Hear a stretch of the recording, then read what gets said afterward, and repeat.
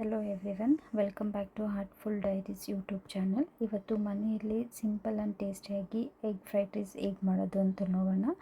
ಮೊದಲನೇದಾಗಿ ಇಲ್ಲಿ 1 capsicum, 2 onion, 2 green chillies, ಹಾಗೆ ಸ್ವಲ್ಪ ಬೀನ್ಸ್ ಮತ್ತು 1 ಕ್ಯಾರೆಟ್ ತೊಗೊಂಡಿದ್ದೀನಿ.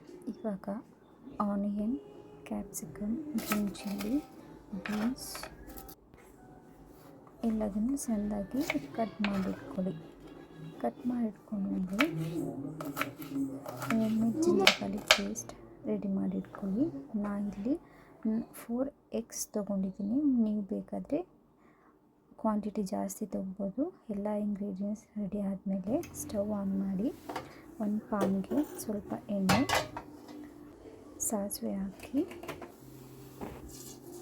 ಕಟ್ ಮಾಡಿಟ್ಕೊಂಡಿರೋ ಆನಿಯನ್ ಆ್ಯಡ್ ಮಾಡಿ ಸ್ವಲ್ಪ ಫ್ರೈ ಆಗಿಬಿಟ್ಟಿದ್ದೀವಿ. ಮತ್ತು ರುಚಿಗೆ ತಕ್ಕಷ್ಟು ಸಾಲ್ಟ್ ಆ್ಯಡ್ ಮಾಡಿ ಅದು ಕೂಡ ಸ್ವಲ್ಪ ಫ್ರೈ ಬಿಡಿ.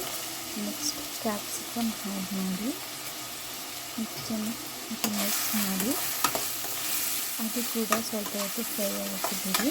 Next homemade ginger garlic paste add ಮಾಡಿ ಅದು ಎಣ್ಣೆ ಬಿಡುವವರೆಗೂ ಫ್ರೈ ಆಗಲಿ. ನೆಕ್ಸ್ಟ್ ಕಟ್ ಮಾಡಿ ಇಟ್ಕೊಂಡಿರೋ ತರಕಾರಿ ಆ್ಯಡ್ ಮಾಡಿ ಅದು ಆಯಿಲಲ್ಲಿ ಸ್ವಲ್ಪ ಹಾಫ್ ಬಾಯಿಲ್ ಆಗೋವರೆಗೂ ಬಿಡಿ.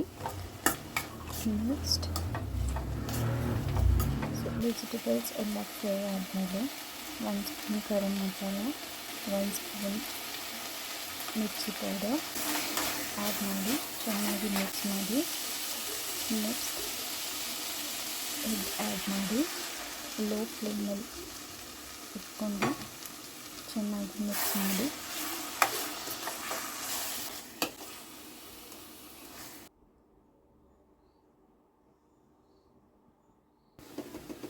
ಎಗ್ ಸ್ವಲ್ಪ ಬಾಯ್ಲ್ ಆಗೋವರೆಗೂ ಚೆನ್ನಾಗಿ ಫ್ರೈ ಮಾಡಿ. ನೆಕ್ಸ್ಟು ನಿಮ್ಗೆ ಯಾವ ಕ್ವಾಂಟಿಟಿಲಿ ರೈಸ್ ಬೇಕೋ ಆ ಕ್ವಾಂಟಿಟಿಲಿ ಆ್ಯಡ್ ಮಾಡಿಕೊಂಡು ಚೆನ್ನಾಗಿ ರೈಸು ಕೂಡ ಮಿಕ್ಸ್ ಮಾಡಿ.